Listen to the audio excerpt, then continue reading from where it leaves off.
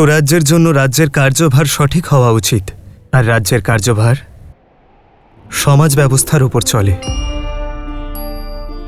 জীব, অন্ন, জল আর আরোগ্য এটি যে কোনো ব্যবস্থার মূল আধার।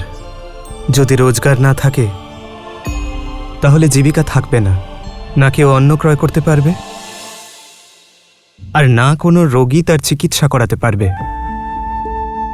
আমাদের রোজগারের নির্মাণের এই চক্র শুরু করতে হবে মিত্র। সেই রাজাকে অন্ন এবং জল, এই মূল প্রয়োজনীয়তার সঞ্চয় এবং নির্মাণ করতে হবে। আপৎকালীন স্থিতির জন্য রাজাকে অন্ন সঞ্চয় করতে হবে, কৃষকদের জল সেচের ব্যবস্থার নির্মাণ করতে হবে। আর রইল প্রশ্ন আরোগ্যর, নিজের রাজ্যে স্বচ্ছতা বজায় রাখা, প্রজাদের সুস্থ রাখা এবং আরোগ্য কেন্দ্র নির্মাণ করা আমাদের ধর্ম। এই কর্ম করার কথাই বলে মিত্র। যেখানে ন্যায় ধর্মের আধার, সেটি সামান্য রাজ্য, কিন্তু যেখানে ধর্মের আধার ন্যায়, সেটি সুরাজ্য। মিত্র, আপনি ধন্য। এবার যাই মিত্র, ছট পর্বে সূর্যকে অর্ঘ্য দেবার সময় হয়ে গেছে। যথা আজ্ঞা প্রভু।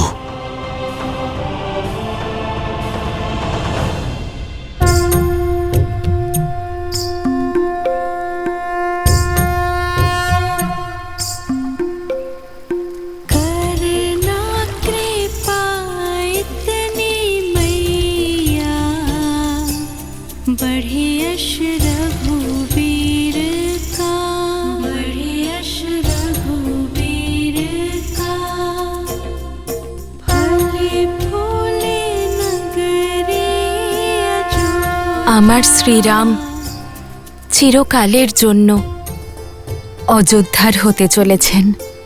রাজ্যাভিষেকের এই শুভ দিনে ওনাকে আশীর্বাদ করবেন মা।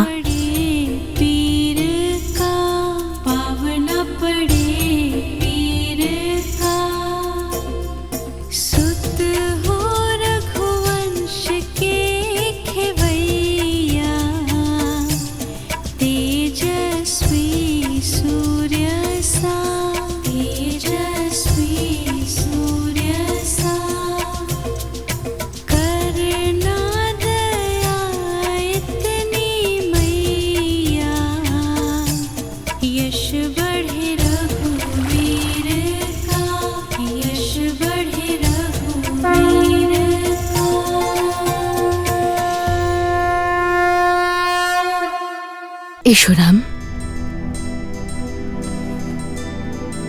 তোমার পছন্দের ভোজন প্রস্তুত।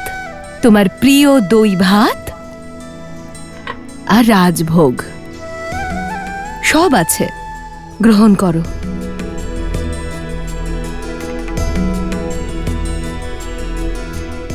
মা, সীতা কোথায়? ভোরের পুজো সমাপ্ত হয়নি। রঘুকুলের 4 জন পুত্রবধূ ভোর থেকে নদী তটে আছে। মহর্ষি মুদগলের কথা অনুযায়ী মা ষষ্ঠীর পুজো করছে।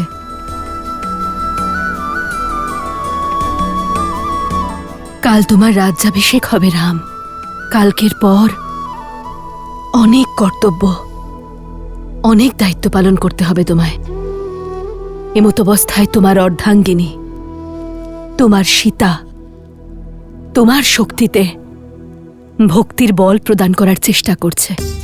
তোমার দীর্ঘায়ু আর অযোধ্যার সম্মানের জন্য প্রার্থনা করছে। রঘুকুলের প্রদীপের সুরক্ষার জন্য প্রার্থনা করছে। তাহলে তো সময় লাগবে। ওরা কিছু খেয়েছে? কই, 12 প্রহর উপোস করবে ওরা, যা তোমার রাজ্যাভিষেকের আগেই শেষ হবে। পরিবারে পুরুষ সফলতার যে শিখরেই থাকুক না কেন, তার ভিত্তি তার ধরা একজন স্ত্রী হয়। আর মা, গৃহের উন্নতিতে স্বামী স্ত্রী দুজনেই অংশীদার হয়। ব্রত তবে স্ত্রী কেন পালন করবে? আমিও সীতার জন্য ব্রত পালন করব। राम सिया राम सिया राम सिया राम राम सिया राम सिया राम। আর আমার এই ব্রত সীতার প্রতি আমার প্রেম এবং সম্মানের প্রতীক হবে। রাম, আমার রাম যেমন ভালো পুত্র, তেমনই কর্তব্যপরায়ণ স্বামী।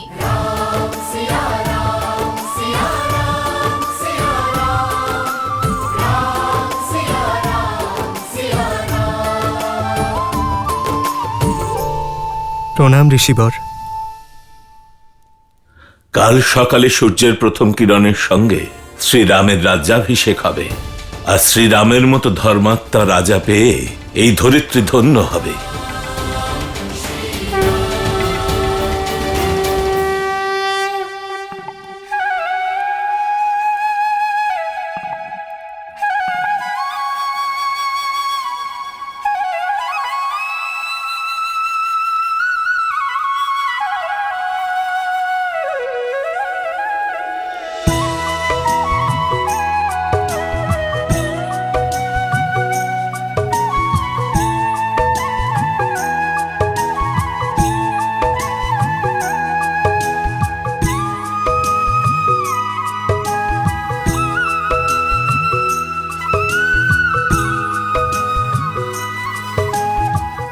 আমাদের জন্য ওনাদেরও তাড়াতাড়ি উঠে আসতে হলো। মনে হচ্ছে এখনো ভোরের মিষ্টি মিষ্টি স্বপ্ন দেখছেন।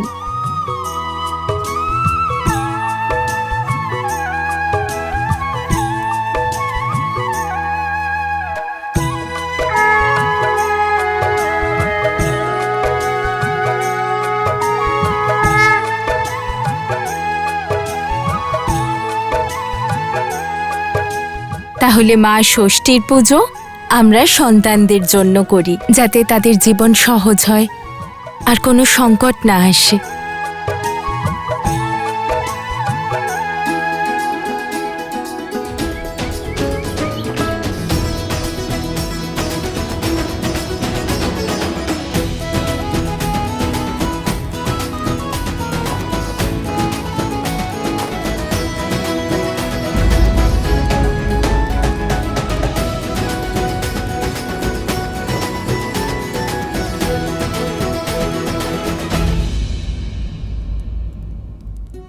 গত 14 বছর ধরে যে দিনটার অপেক্ষায় আমরা ছিলাম, সেই দিনটার অংশ হতে চাও না? আমাদের রাম রাজা হবে। চলো কইকেয়ী, এই সময় অতীতের কথা ভেবে কষ্ট পেও না, আগামী দিনগুলোতে সুখের কামনা করো। আপনার আমার উপর রাগ হয় না? এখনো আপনি আমাকে অপরাধী মনে করেন না? কইকেয়ী দিদি, বনবাসে যাওয়ার পূর্বেই রাম তোমাকে ক্ষমা করে দিয়েছিল, আর আমরাও তোমাকে ক্ষমা করে দিয়েছি। আমার রামের প্রতি তোমার ভালোবাসায় না আগে সন্দেহ ছিল, না এখন? আমি যদি জানতাম সমস্ত রাজাদের কাছে আমার রাম রাজধর্ম শিখবে, জ্ঞান লাভ করবে, তাহলে বনবাসের প্রতিজ্ঞা আমি আগে চাইতাম। দিদি,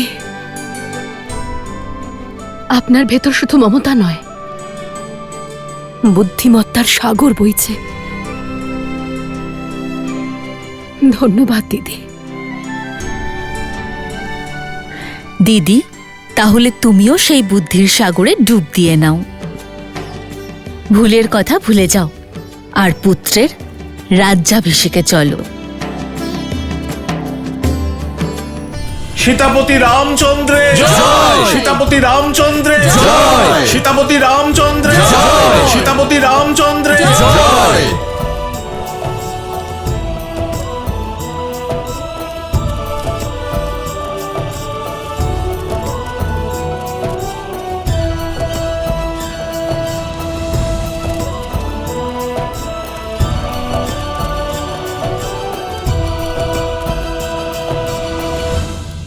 সীতাপতি রামচন্দ্র সীতাপতি রামচন্দ্র সীতাপতি রামচন্দ্র সীতাপতি রামচন্দ্র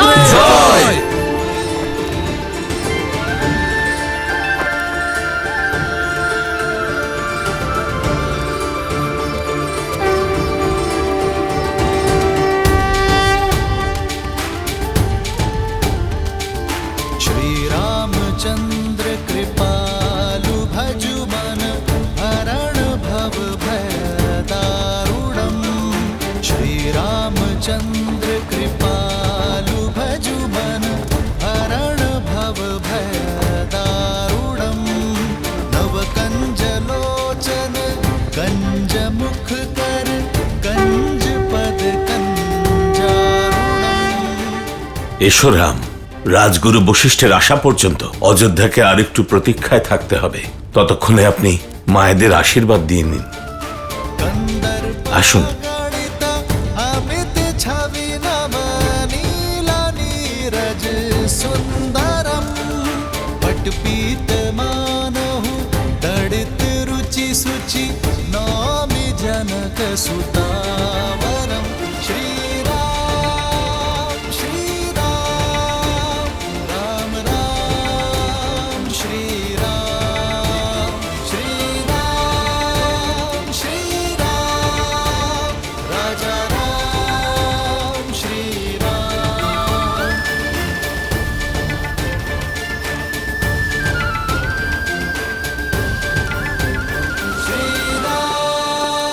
श्री राम राम राम श्री राम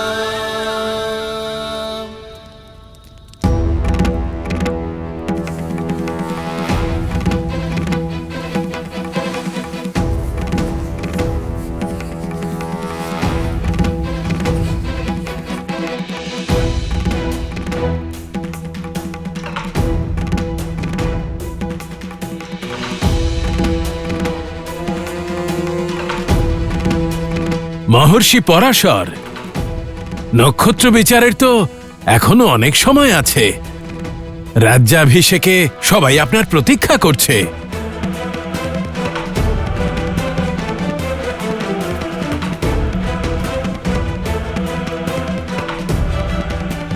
আপনি এত চিন্তিত কেন মহর্ষি? কারণ গ্রহের সংকেত ঠিক নয়। যখন কারো ভাগ্যচক্রে রাহুর ছায়া পড়ে তখন আসরিক মায়া কোনো না কোনো কষ্ট অবশ্যই দিয়ে যায়।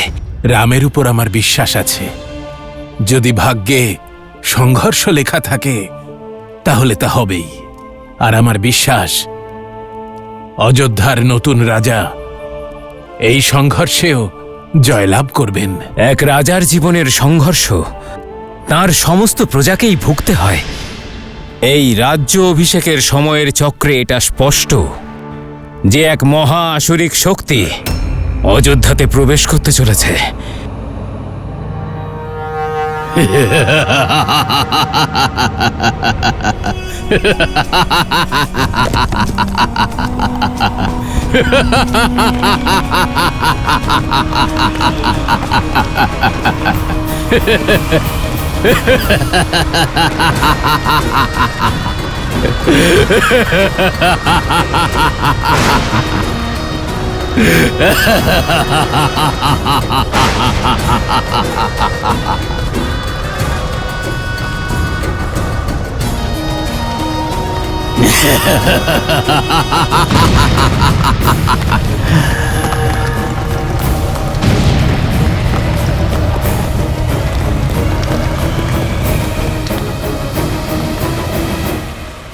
দেবতারা সর্বদা অযোধ্যার সামনে ঢাল হয়ে দাঁড়িয়েছেন ঋষিবর। যদি কোনো আসরিক শক্তি রাম রাজ্যে প্রবেশ করার চেষ্টাও করে তাহলে ধর্মের সঙ্গে তার সংঘর্ষ হবেই। আপনি আসুন আর রামকে আশীর্বাদ করুন। শুভ লগ্ন আর বেশিক্ষণ নেই। আশা করব যে এবারেও আপনার বিশ্বাসের জয় হবে। আসুন, চলুন।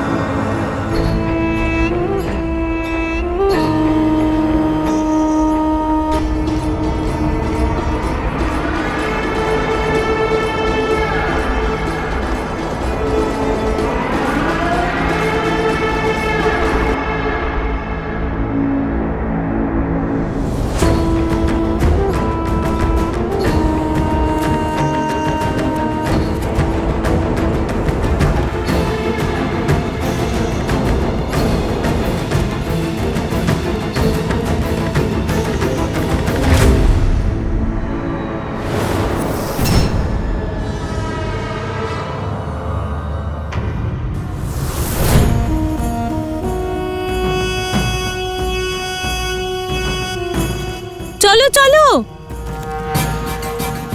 রাজ্যাভিষেকের সময় হয়ে গিয়েছে।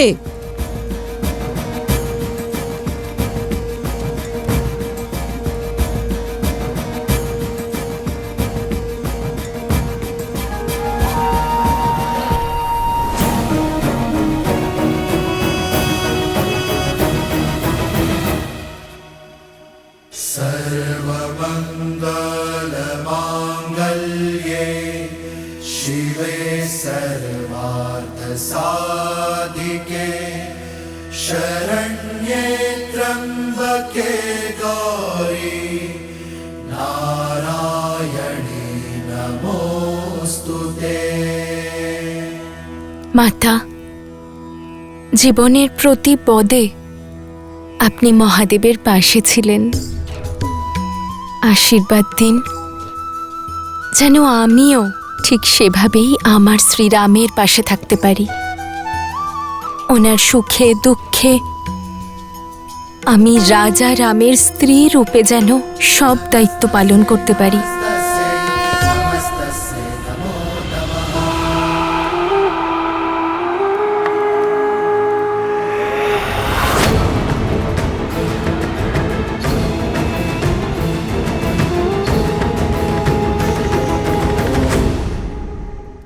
মাতা, জীবনের প্রতি পদে আপনি মহাদেবের পাশে ছিলেন। আশীর্বাদ দিন যেন আমিও আমার শ্রীরামের পাশে থাকতে পারি। ওনার সুখে দুঃখে স্ত্রী রূপে যেন সব দায়িত্ব পালন করতে পারি। পৌরাণিক কথা অনুযায়ী ছট পূজা সর্বপ্রথম শুরু করেছিলেন মাতা সীতা দীপাবলির ঠিক 6 দিন পরে, শ্রীরামের রাজ্যাভিষেকের পূর্ব সন্ধ্যায়।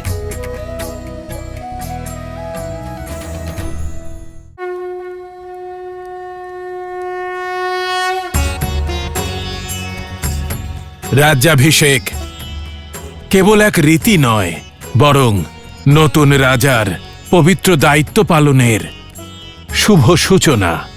রীতি অনুসারে শুভ লগ্নে সর্বপ্রথম শ্রীরামচন্দ্রের দেহকে তেল ও বিভিন্ন ঔষধির মর্দন দ্বারা শুদ্ধ করা হবে। পৃথিবী, জল, অগ্নি, বায়ু এই 4টি তত্ত্বের সঙ্গে আকাশ তত্ত্ব যুক্ত হয়ে এই দেহের নির্মাণ হয়। আর এতে সর্বাধিক রোগ সৃষ্টি হয় বায়ু তত্ত্বের কারণে।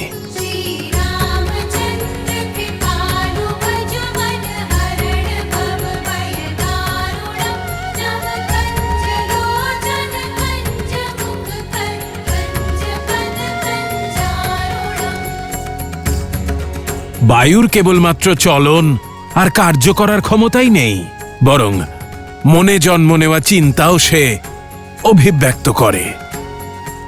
মনের মলিনতার কারণেই সমগ্র সংসারে পাপ, অপরাধ আর অত্যাচার হয়। তাই মন্ত্র দ্বারা মনকে শুদ্ধ এবং তেলের মর্দন দ্বারা বায়ুতত্ত্বকে শান্ত করা হয়। তারপরেই এই মন স্বচ্ছ হয়ে যায়। আর যে রাজার মন স্বচ্ছ, সে ধৈর্য আর সহনশীলতার প্রতীক হয়ে ওঠে।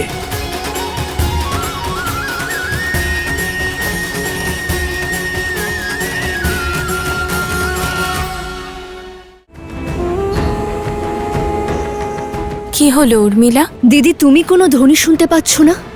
কিসের ধ্বনি? আমি তো কিছু শুনতে পাচ্ছি না।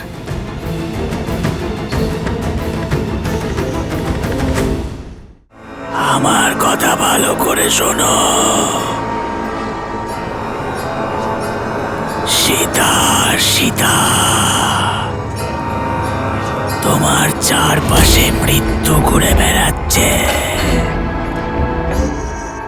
আমি এই অযোধ্যাকে জানি না কে বিড়বিড় করছে, কানে একটা অদ্ভুত ধ্বনি আসছে। না কিছু বুঝতে পারছি আর না কাউকে দেখতে পাচ্ছি। চারপাশে কে জানে কে ঠিক করে পুজোটাও করতে দিচ্ছে না। আমার কথা মন দিয়ে শোনো।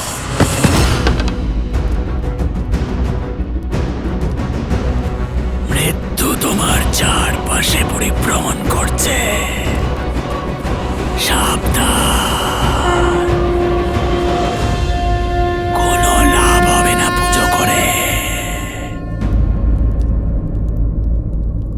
কি হলো উর্মিলা? এত বিচলিত হচ্ছ কেন দিদি, তুমি কোনো ধ্বনি শুনতে পাচ্ছ না? মৃত্যু তোমার চারপাশে পড়ে। কিসের ধ্বনি? আমি তো কিছু শুনতে পাচ্ছি না।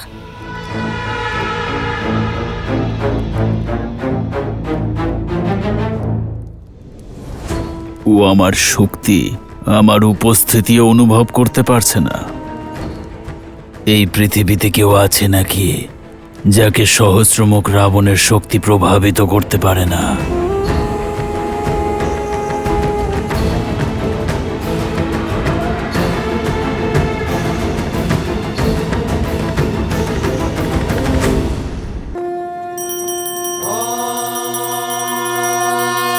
स्वस्ति न इन्द्रो वृदश्रवाः स्वस्ति न पूषा विश्ववेदाः स्वस्ति नस्ताक्षो अरिष्टनेमि स्वस्ति न बृहस्पतिर्दधातु ॐ शान्ति शान्ति शान्ति। তেলের মর্দন দ্বারা বায়ুতত্ত্ব শান্ত হয়ে যাবে, দেহের সঙ্গে সঙ্গেই মনও স্বচ্ছ হবে, যাতে রাজা সর্বদা সঠিক পথ বেছে নেন আর ধর্মের পালন করেন।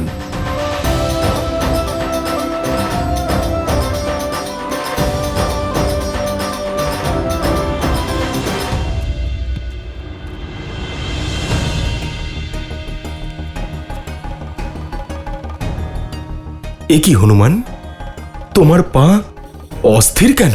ভ্রাতা, আপনি আমায় জিজ্ঞাসা করছেন? এর কারণ তো আপনি। আমি? আমি কি করলাম? ভ্রাতা, আপনি তো ভুলে গিয়েছেন যখন আমি ভ্রাতা লক্ষণের জন্য সঞ্জীবনী লতার পর্বত তুলে নিয়ে যাচ্ছিলাম, আপনিই তো বান ছুঁড়েছিলেন আমার উপর। আমি সেই আকাশ থেকে মাটিতে আছড়ে পড়েছিলাম। ভ্রাতা ভরত, অত্যন্ত আঘাত লেগেছিল আমার এই পায়েতে। কিন্তু তারপরে তুমি তোমার বল আর বুদ্ধির সীমা অতিক্রম করেছিলে, সম্পূর্ণ একটা যুদ্ধে লড়াই করেছিলে। উদ্দেশ্যের আহ্বানে নিজের যন্ত্রণার কথা মনে কি থাকে ভ্রাতা লক্ষণ? তোমার পায়ে এবার তৈলমর্দন করার ব্যবস্থা করতে হবে। ভ্রাতা ভরত, আপনি তো একদম সঠিক কথা বলেছেন, আমারও এটাই ইচ্ছা। ঠিক আছে, আমি না হয় সেই ব্যবস্থাই করছি।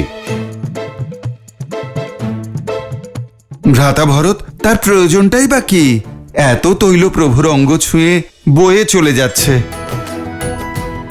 ওই তৈল বরং আমি গ্রহণ করি, তৈলও পাবো, সেই সঙ্গে পাবো আমার প্রভুর স্পর্শ, একেবারে সোনায় সোহাগা।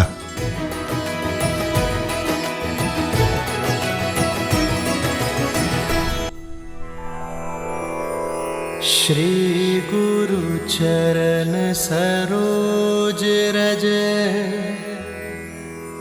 निज मनु मुकुरु सुधारी बरनऊ रघुबर बिमल जसु जो दायकु फल এই তৈল প্রভু শ্রীরামকে স্পর্শ করেছে। আমার শরীর আর মন এ শীতল করে দিতে পারে। বুঝতে পেরেছো ভরত দাদা? সব বুঝতে পারছি লক্ষণ। ওর পায়ের ব্যথা, ওর মনের অস্থিরতা, এই সব হনুমানের নাটক। সত্য তো এটাই যে দাদার শরীরকে স্পর্শ করে আসা তৈল হনুমানের কাছে প্রসাদ, পবিত্র। সত্যি হনুমানের ভক্তি অতুলনীয়।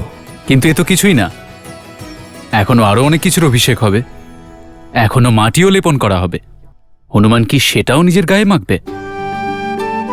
এখানে বিচিত্র দৃশ্য না তৈরি হয়।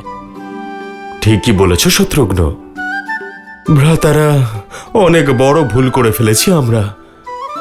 মাতা সীতার কাছেই হনুমানকে রেখে আসা উচিত ছিল। না জানি আর কি না কি করবে হনুমান। ভরত দাদা, যা আগে হয়নি তা এখনো তো হতে পারে। অর্থাৎ মহাবলী হনুমান, একটি কাজ বাকি রয়ে গেছে। আমাদের যত শীঘ্র সম্ভব বৌঠানকে এখানে ডেকে আনতে হবে। আসলে কি হয়েছে, দাদার মাথায় যখন অযোধ্যার রাজমুকুট বসবে তখন তার ওপর প্রথম পুষ্পবৃষ্টি করার অধিকার একমাত্র বৌঠানেরই রয়েছে। এতে সমস্যা কি আছে ভ্রাতা লক্ষণ? প্রভুর কার্যে কোনো বিঘ্ন ঘটবে না।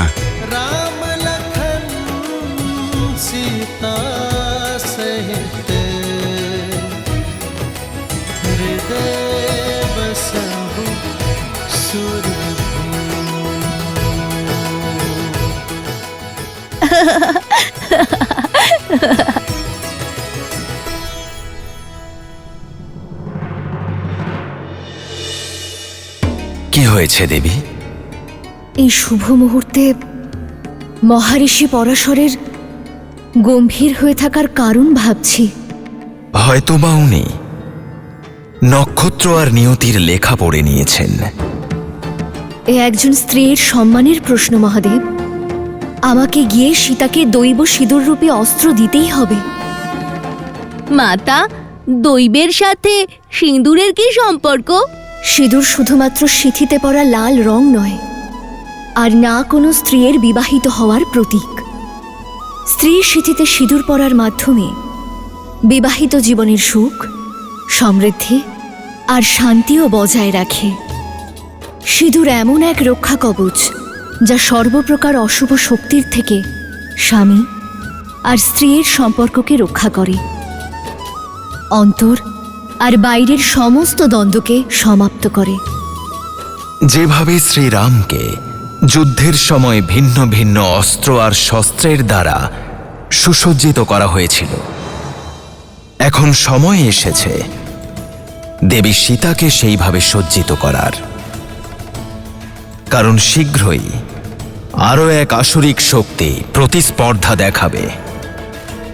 আর এবার যুদ্ধ শুধু শ্রীরামের সঙ্গে নয়, দেবী সীতার সঙ্গেও। আপনি জান দেবী, সময় অত্যন্ত কম।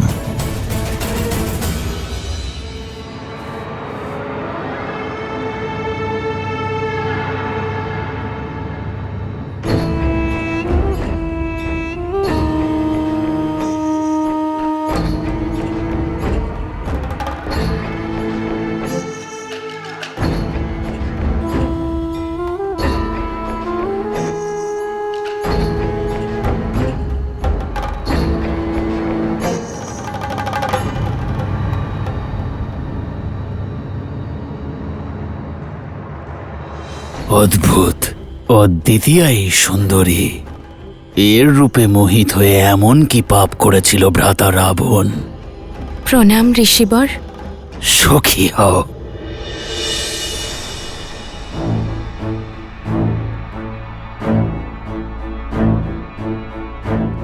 তোমার সখীরা একটু বিচলিত মনে হচ্ছে। হ্যাঁ ঋষিবর, ওরা কোনো বিচিত্র ধ্বনি শুনতে পাচ্ছে, কিন্তু আমি কিছুই শুনতে পাচ্ছি না। অদ্ভুত।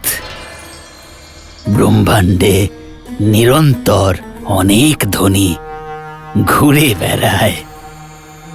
শব্দ আর বিচারের তরঙ্গ ভেসে বেড়াতে থাকে। বড়ই দুর্ভাগ্য তাদের, যারা শুনতে পায় না। কোনো ব্যাপার না।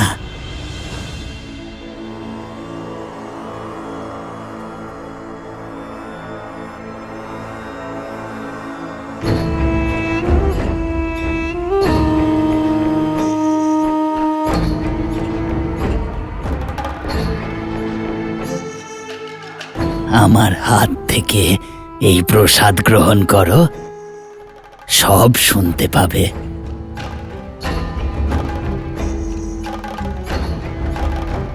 নাও।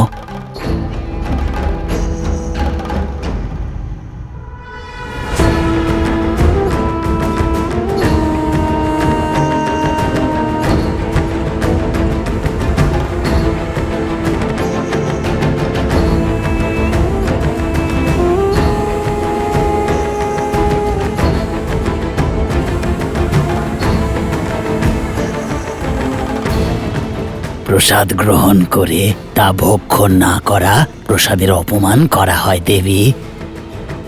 ভক্ষণ করো।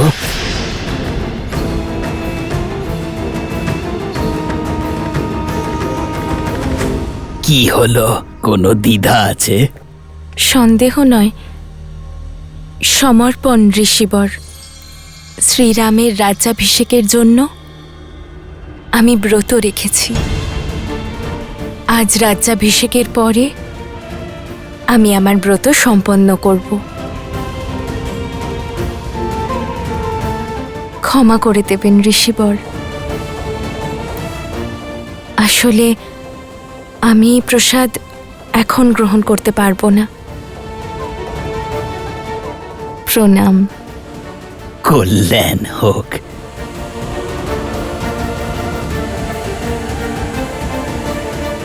কল্যাণ হোক।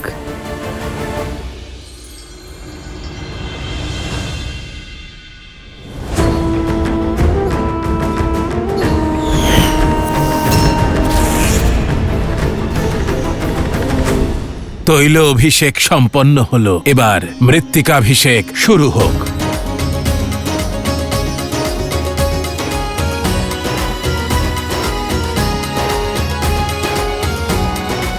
পর্বতে দেবতারা বাস করেন, সেই জন্য পর্বত শিখরের মাটি রাজার মস্তকে লেপন করলে রাজার বুদ্ধিও দেবতাদের মতোই তীক্ষ্ণ আর দয়ালু হয়।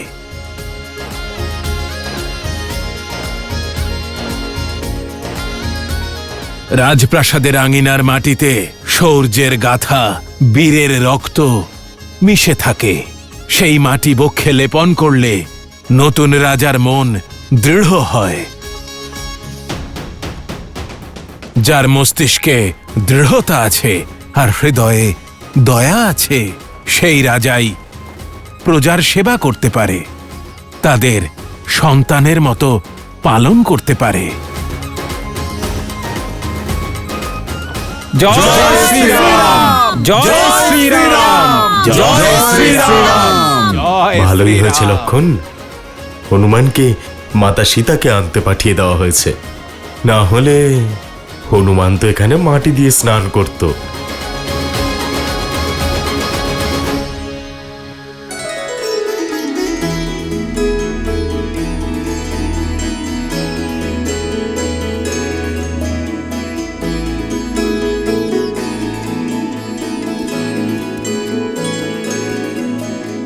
কোথায় মাতা সীতা? ওনাকে তো অতি শীঘ্র প্রভুর কাছে নিয়ে যেতে হবে।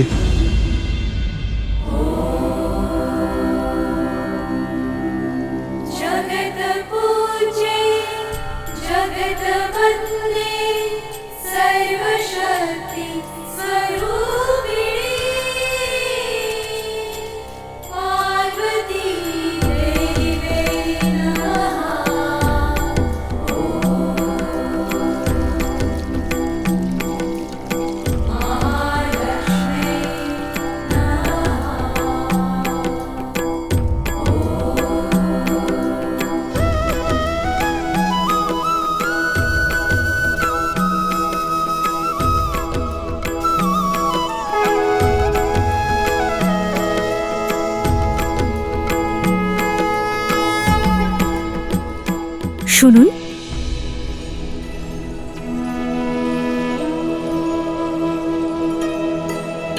বলুন। এটা আপনার জন্য দেবী।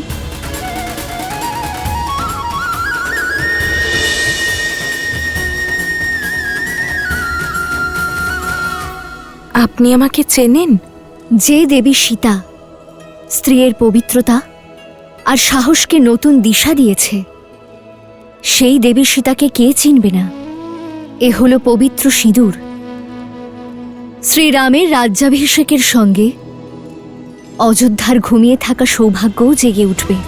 শ্রীরামের কাঁধে বড় দায়িত্ব আসতে চলেছে, কিন্তু স্ত্রীর সমর্থন ছাড়া স্বামীর কর্ম আর ধর্মের যাত্রা অসম্পূর্ণ। এই সিঁদুর আপনাকে শক্তি দেবে নিজের স্বামীর অবলম্বন হওয়ার জন্য আর আসন্ন কষ্টের সম্মুখীন হওয়ার জন্য। ধন্যবাদ। আপনি কে? মা গৌরীর কাছে প্রার্থনা করেছিলেন তো? তাহলে ধরে নিন, এটা উনিই পাঠিয়েছেন।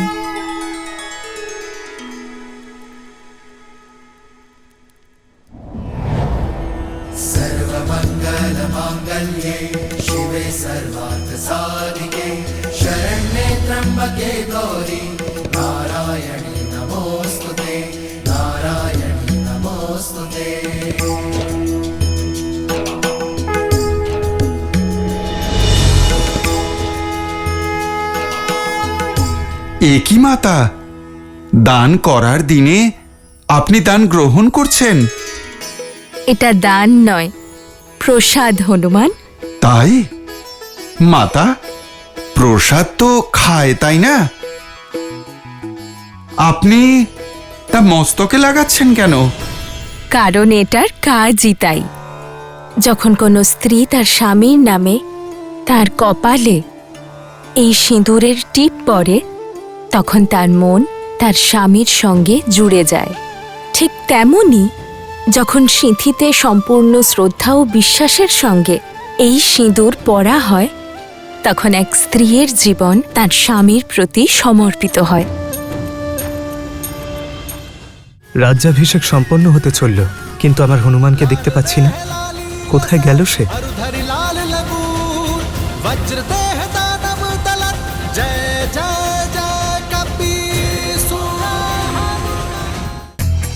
ঋষি মুদ্গলকে মৌদ্রল্যও বলা হয়ে থাকে। শোনা যায় যে উনি নির্মাণ কার্যে মহারথী ছিলেন। মনে করা হয় মৌদ্রল্য ব্রাহ্মণরা ওনারই বংশধর। মাতা, এ তো বড় কঠিন বিবরণ। বুঝে নাও, এই সিঁদুর যদি আমি সিঁথিতে পরি, তাহলে শ্রীরামের আয়ু বাড়বে, মনে ওনার প্রতি ভালোবাসা বাড়বে, আর সমাজে ওনার সম্মান বাড়বে। কারণ আমার মনে কেবল শ্রীরাম আছেন।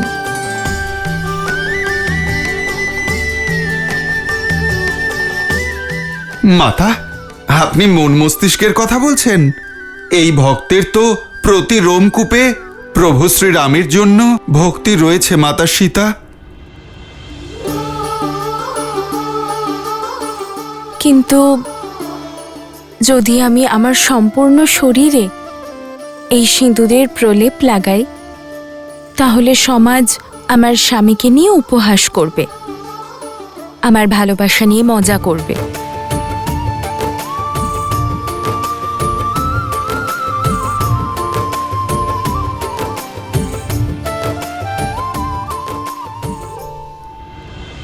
পঞ্চগব্য অর্থাৎ গোমাতার থেকে প্রাপ্ত 5টি উপাদান, দুগ্ধ, দধি, ঘৃত, গোমূত্র এবং গোমেহ, এই 5টি দিয়ে স্নান করালে সম্পূর্ণ দেহ শুদ্ধ হয়ে যায় আর পৃথিবী তত্ত্ব শান্ত হয়।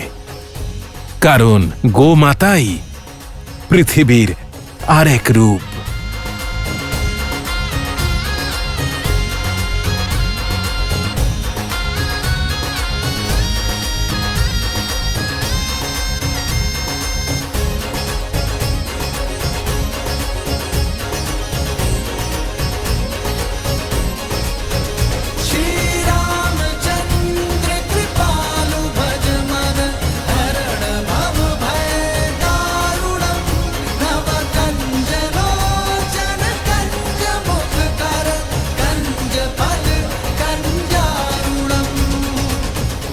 রাজ্যাভিষেক সম্পন্ন হতে চলল, কিন্তু আমার হনুমানকে দেখতে পাচ্ছি না।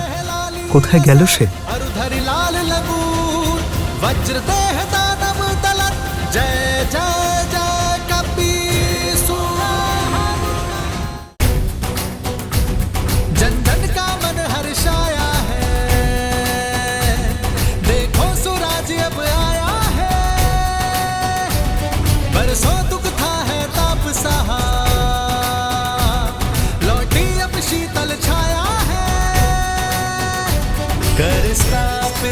मर्यादा संसार के पार।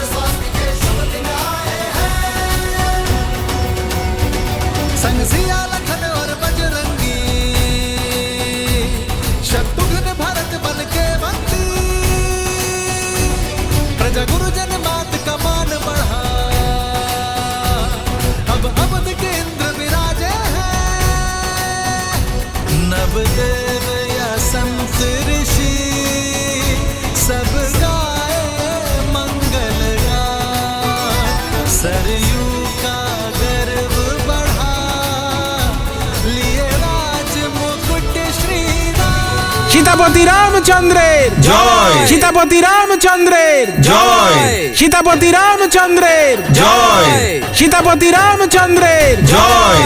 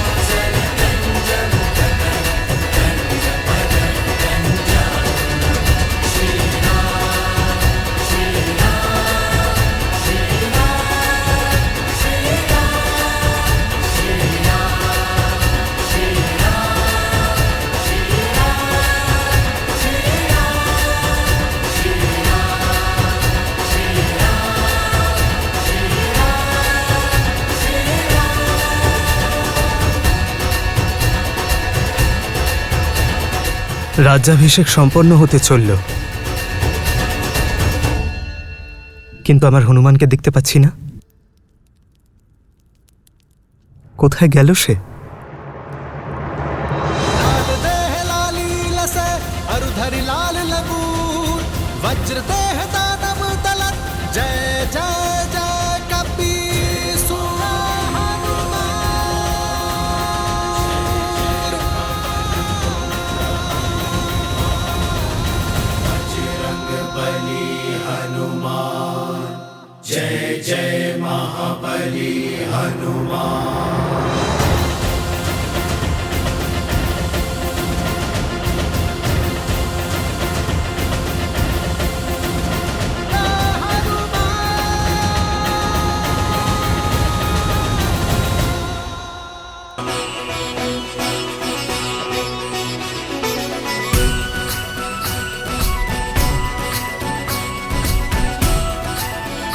সীতাপতি রামচন্দ্রের জয়। সীতাপতি রামচন্দ্রের জয়। সীতাপতি রামচন্দ্রের জয়। সীতাপতি রামচন্দ্রের জয়।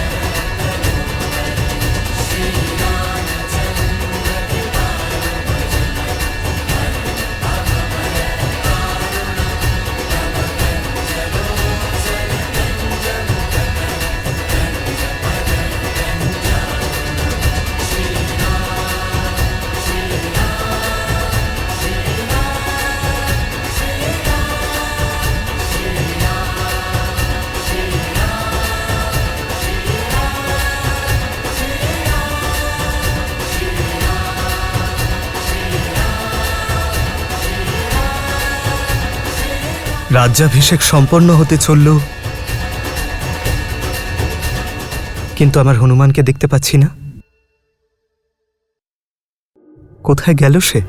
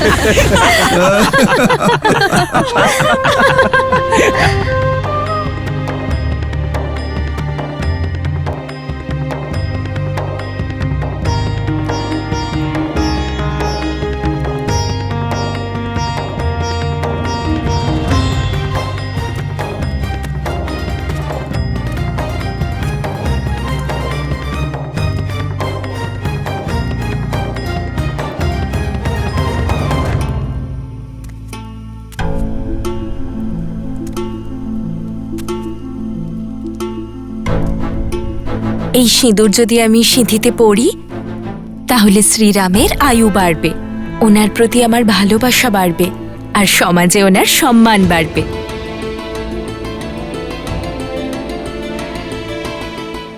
মাতা, আপনি চিন্তা করবেন না। না আমি কারো উপহাসে বিচলিত হই, না কেউ মজা করলে। আমার কাছে আমার প্রভুর জীবন, তার সম্মান, ওনার আমার প্রতি ভালোবাসা বেশি গুরুত্বপূর্ণ। মাতা, আপনি তো আমায় একটি অন্য পথ দেখিয়েছেন। আপনার সিঁথিতে একটুখানি সিঁদুর লাগাতেই আমার প্রভুর সম্মান কত বেড়ে গেছে। তাহলে মাতা, এবার ভাবুন, আমার প্রভুর সম্মান আর আমার প্রতি তার ভালোবাসা কত গুণ বেড়ে গেছে। কারণ মাতা, আমি তো আমার সারা অঙ্গ সিঁদুরের রঙে রাঙিয়ে নিয়েছি। আমি তো আমার লেজেরও এতটুকু অংশ বাদ রাখিনি। তাহলে মাতা, আমায় বলুন, আমার এই লাল দেহ আমার প্রভুর আয়ু আরো কত গুণ বৃদ্ধি করবে?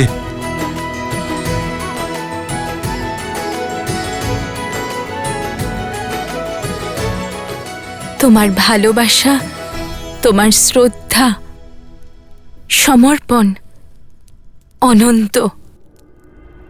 ধন্য তুমি হনুমান, তুমি চিরঞ্জীবী হবে, আর যতদিন তুমি থাকবে তোমার হৃদয় রামের প্রতি ভালোবাসা সর্বদা থাকবে।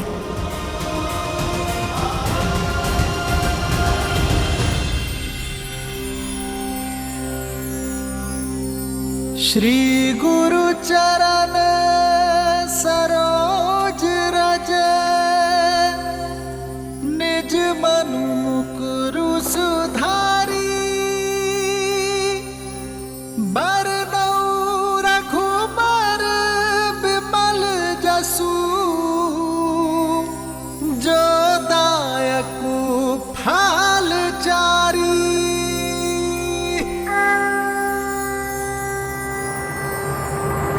জয় শ্রীরাম, জয় শ্রীরাম, জয় শ্রীরাম, জয় শ্রীরাম, জয় শ্রীরাম, জয় শ্রীরাম, জয় শ্রীরাম, জয় শ্রীরাম, জয় শ্রীরাম।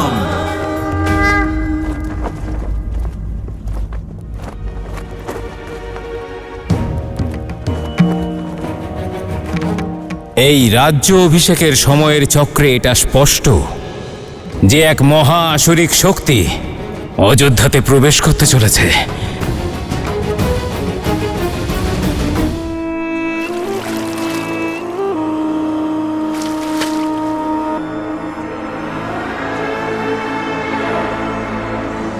রাম, না তুমি জিতেছ, আর নাই যুদ্ধ সমাপ্ত হয়েছে। যুদ্ধ তো এতক্ষণে সবে শুরু হয়েছে। আমি শরীরে প্রহার করব না রাম, আমি মনের গভীরে ঢুকে প্রহার করব। বলো, কিভাবে করবে আমার সংহার?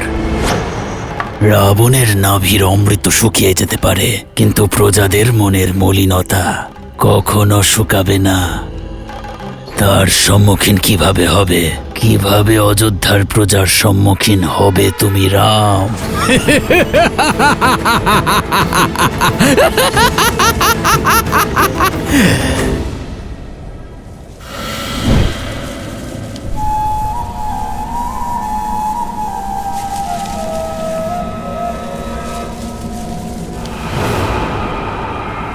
ভুল হয়ে গেছে আমার, যে আপনার কাছে সাহায্যের প্রত্যাশা করেছিলাম আমি, আপনার দ্বারে প্রতিশোধের ভিক্ষা চেয়েছিলাম আমি। আপনি শুধু চুপচাপ দেখে গেলেন, আর ওখানে রাক্ষস রাজ্যের বিনাশকারী ওই রাম, ওর রাজ্যাভিষেক হয়ে গেল। পরাজয় এটা আপনার।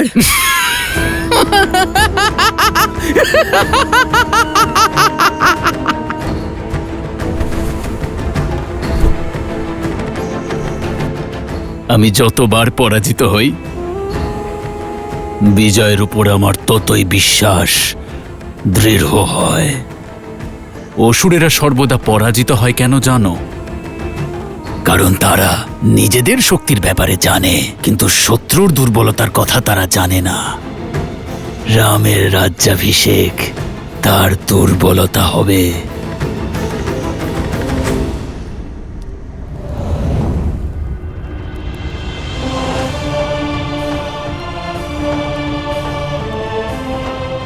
প্রণাম আচার্য। প্রণাম মহর্ষি। রাজ্য অভিষেকের কোটি কোটি অভিনন্দন অযোধ্যাপতি, কিন্তু প্রত্যেক অভিনন্দনের সঙ্গে এক প্রতিস্পর্ধাও জড়িয়ে থাকে। আপনি পাপীদের সংহার তো করেছেন, পাপের নয়। দশাননকে মেরেছেন, কিন্তু তার মতাদর্শকে নয়। পাপের আদর্শ এমন ছলনাময় যা বারবার স্বরূপ বদলে সামনে আসে আর প্রহার করে। আমি প্রহার করলে রাম প্রতিকার করবে। যুদ্ধে আমার কোনো বিশ্বাস নেই।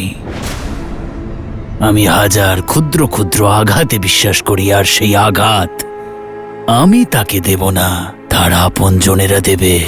আর আপনজনের আঘাতে সে নিরুপায় হবে, আর তখন পীড়া অধিক হবে। অর্থাৎ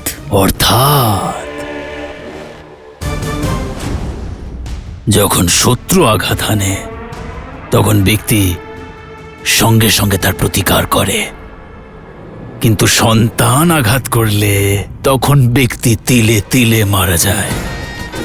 অযোধ্যার প্রজাকে সন্তান মনে করে রাম। এখন এই প্রজারাই তাকে আঘাত করবে। যে লঙ্কাধিপতি রাবণকে যুদ্ধে হারিয়েছে, সে অযোধ্যার প্রজার সাথে লড়াই করতে পারবে না। এবার তার প্রতি তার প্রজাদের দ্বারা আঘাত হানবো আমি। অযোধ্যার ভেতরে এক যুদ্ধ হবে, যেখানে অযোধ্যা পরাজিত হবে। অযোধ্যার প্রজাদের মনে এতটা বিষ ভরে দেব আমি, যাকে রাম তো দূর, মহাদেবও দূর করতে পারবেন না। রাবণ মহাশিব ভক্ত ছিল, জ্ঞানের সাগর ছিল, কিন্তু সে রাক্ষস সুমালির রাক্ষস বৃত্তিগুলি থেকে জন্মেছিল। রাক্ষস সুমালির অন্য পুত্ররাও আছে শ্রীরাম, যাদের না রাবণের মতো তপস্যা আছে আর না জ্ঞান, আছে শুধু কুটিলতা। ক্ষমা করবেন মহর্ষি, অযোধ্যার উত্তর দিকে আছেন ভরত দাদা, পূর্ব দিকে লক্ষণ দাদা, আর পশ্চিম দিকে আমি, আর দক্ষিণ দিকে হনুমান আছেন। আমরা 4 জন বলশালী অযোধ্যার দ্বারপাল। আমরা থাকতে অযোধ্যার কিসের ভয়? পায়ে শুধু পাদুকা পরলেই বাইরের দাগ থেকে বাঁচা তো যেতে পারে কুমার শত্রুঘ্ন, কিন্তু ফোঁড়া যদি দেহের ভেতর থেকে বেরোয় তাহলে কি করবে? যদি আগুন বাড়ির ভেতরেই লাগে, তাহলে দ্বার বন্ধ করে কোনো লাভ হয় না।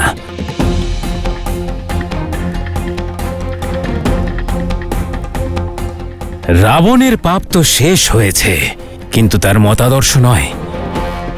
যে বিপদ আসতে চলেছে তার অস্ত্র তরবারি বা বল্লম নয়, অসত্য, লোকবাদ, মিথ্যে নিন্দা, এইসব হলো তার অস্ত্র। শব্দ ওর ব্রহ্মাস্ত্র। সংসারের নিয়ম হলো, যদি যে কোনো অসত্য বারবার বলা হয়, কারোর মিথ্যে নিন্দা বারংবার হয়, তাহলে তাও সত্য মনে হয়। আর এটা মানুষের স্বভাবের প্রবৃত্তি যে সত্য সামনে থাকা সত্ত্বেও সে অসত্যের প্রতি আকৃষ্ট হয়। প্রত্যেক মনুষ্যের ভেতরে লুকিয়ে আছে অসন্তোষের আগুন। এই অস্ত্র তাকে বিস্ফোরক বানিয়ে দেয়। যতক্ষণে তারা আমার পরিকল্পনার কথা জানতে পারবে, ততক্ষণে তাদের এই স্বর্গরূপী সংসার আমি ভস্ম করে দেব। আপনার রণনীতির ওপর আমার একটুও ভরসা নেই। ভ্রাতা রাবণের শক্তি আর সাহসের এক অংশও নয়। নিজের শত্রুর সঙ্গে লড়াই করার পরিবর্তে জুয়ারিদের মতো শুধু ষড়যন্ত্র করে গেলে বিনাশ হবে না ওই রামের। শান্ত ভগিনী, শান্ত। আমি জানি আমার ক্ষমতার উপর তোমার সন্দেহ আছে, সেজন্যই তুমি তোমার সাহায্যের জন্য আরো একজনকে ডেকেছ। কে সে? হ্যাঁ, আমি সাহায্যের জন্য বিস্থলের রাজা ভাস্কণ্ড আর তার পুত্র সংহাদমনকে ডেকেছি।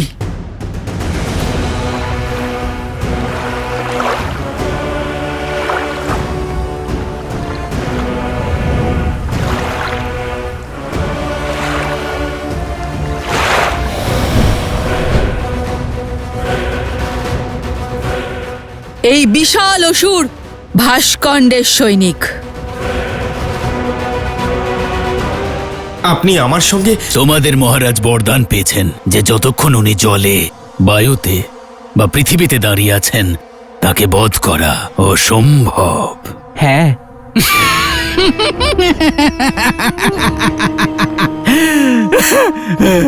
যাও, করো যুদ্ধ, কিন্তু একটা কথা মাথায় রাখবে, রামকে পরাজিত শুধু সহস্র রাবণই করতে পারবে।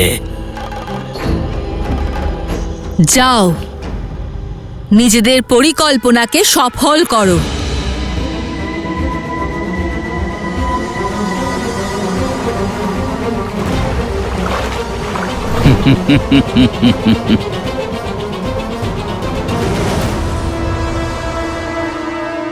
শূর্পণখা, কোনটা সত্যি আর কোনটা মিথ্যে, এই প্রশ্ন সর্বদাই থেকে যাবে। সহস্র মুখের সহস্র কথা, তার সাথে কেই বা লড়বে? তুমি এখানে বসে হেসে যাও, আর আমি আমার কর্তব্য পালন করি।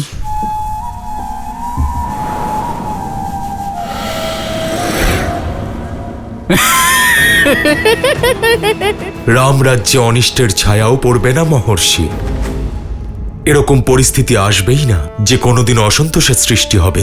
অসন্তোষ ঈর্ষা থেকে জন্ম নেয় রাজকুমার, পরিস্থিতি থেকে নয়। সন্দেহ নেই যে শ্রীরাম রাজ্যকে সন্তুষ্ট রাখতে প্রয়াস করবেন, কিন্তু রাষ্ট্রের কোনায় কোনায় সবাইকে সুখ আর লাভ পৌঁছে দিতে সময় লাগবে। কিন্তু মিথ্যা নিন্দা, অসত্য আর সন্দেহ ছড়াতে সময় লাগে না। সন্দেহ মনের এক কোণে লুকিয়ে থাকে, শুকনো ঘাসের টুকরোর মতোই, সামান্য নিন্দার ইন্ধনেই জ্বলে ওঠে, আর আমাদের অনুমতি ছাড়াই আমাদের বুদ্ধিকে ভ্রষ্ট করে দেয়।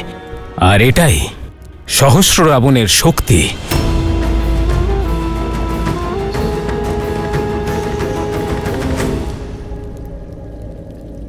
আমি রাজনীতি নয়, ভবিষ্যৎ জানতে চাই মহর্ষি। ভবিষ্যতের গর্ভে কি লুকিয়ে আছে? অব্যবস্থা, অরাজকতা। বিজয়ও হবে, কিন্তু ভয়ঙ্কর কষ্ট আর সংঘর্ষের পরে। মানব জীবন তো দুঃখ এবং সংঘর্ষের সাগর, তাতে ভয় কিসের? আমি তো অযোধ্যার বিষয় জিজ্ঞেস করছি মহর্ষি। আমিও অযোধ্যার বিষয়েই বলছি রাজন। তোমরা সবাই এত বিচলিত কেন? রাজ্যে বিচিত্র কথাবার্তা ছড়িয়ে পড়ছে, আমরা নাকি যুদ্ধের মিথ্যে গল্প বলে বেড়াচ্ছি। অর্থাৎ পাপ আবার এখানে পদার্পণ করতে শুরু করে দিয়েছে। কে সে যে এই অসত্যের ডঙ্কা বাজাচ্ছে? আমি তাকে খুঁজে বার করব। রাবণের জন্মের আগে রাবণের 1000 মাথাযুক্ত অবতার সহস্রমুখ রাবণের জন্ম হয়েছিল, যিনি রাবণের থেকেও বেশি শক্তিশালী।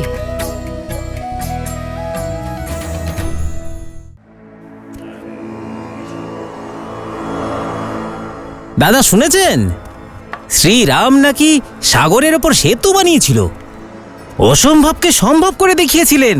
দেবী দেবতাদের বিশেষ কৃপা আছে আমাদের মহারাজের ওপরে। আমরা তো এটাও শুনেছি যে রাবণ কোনো সাধারণ যোদ্ধা ছিল না। শুনেছি যুদ্ধ নাকি বড় ভয়ানক হয়েছিল। আর বহুদিন ধরে চলেছিল। জঙ্গলে ময়ূরকে নাচতে কেই বা দেখেছে? না ময়ূর, না যুদ্ধ। আচ্ছা, তাহলে তুমি বলতে চাইছো শ্রীরাম রাবণকে মারেননি? সেতুও বাঁধেননি, যুদ্ধও করেননি? আরে না না ভাই, আমি তা কখন বললাম? আরে হতে পারে যুদ্ধ, কিন্তু এমনটাও নয় যেমনটা বলা হচ্ছে।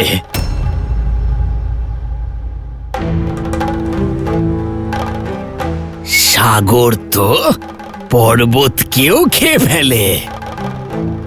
আর তার উপর রাবণ যদি এতটাই শক্তিশালী ছিল, 10 দিকের প্রভু ছিল, তাহলে সে কি সমুদ্রে সেতু বানাতে দিত? কখনো নয়। তাহলে কি আমাদের রাঘব অসত্য বলছে নাকি? রাম রাম রাম, এমনটাই বা আমি কখন বললাম দাদা?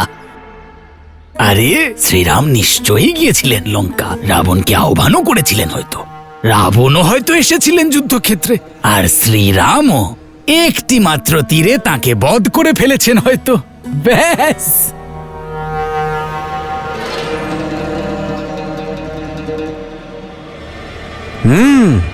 হতে পারে এই সমস্ত কথাই বানরগুলো বানিয়েছে, আর এইভাবেই গল্পের গরু গাছে তুলে দিয়েছে। সত্য কথা দাদা, সত্য কথা। এই কাহিনী নিশ্চয়ই ওই বানরেরাই বানিয়েছে। শ্রীরাম তো রঘুকুল বংশীয়, ভেবেছিল শ্রীরামের গল্প একটু বাড়িয়ে বললে ক্ষতি কি? হ্যাঁ, এটা হতেই পারে। কি জানে, ঠিক বুঝতে পারছি না কার কথা শুনবো, কার কথা বিশ্বাস করবো, কিছুই তো বুঝতে পারছি না। তোমাদের পতন সুনিশ্চিত। সীতারাম, তোমাদের পতনের কারণ হব আমি।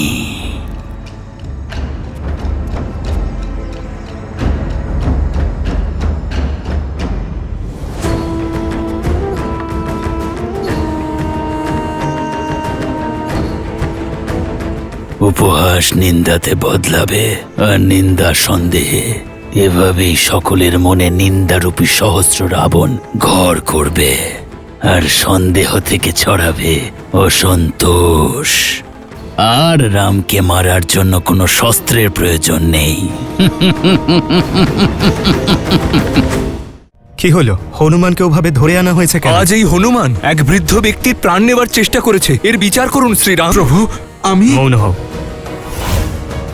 রাম কখনো তার প্রজাদের নিরাশ করবে না।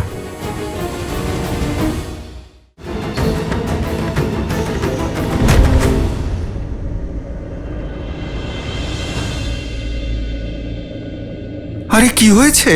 তোমরা সবাই এত বিচলিত কেন? রাজ্যে বিচিত্র কথাবার্তা ছড়িয়ে পড়ছে। আমরা নাকি যুদ্ধের মিথ্যে গল্প বলে বেড়াচ্ছি, যা বলছে সব মিথ্যে। আপনিই বলুন, আমরা প্রভু শ্রীরামের মিথ্যে বৃত্তান্ত কেন শোনাবো? আপনার বীরত্ব কি কোনো গল্প? অর্থাৎ পাপ আবার এখানে পদার্পণ করতে শুরু করে দিয়েছে। কে সে যে এই অসত্যের ডঙ্কা বাজাচ্ছে? আমি তাকে অবশ্যই খুঁজে বের করব।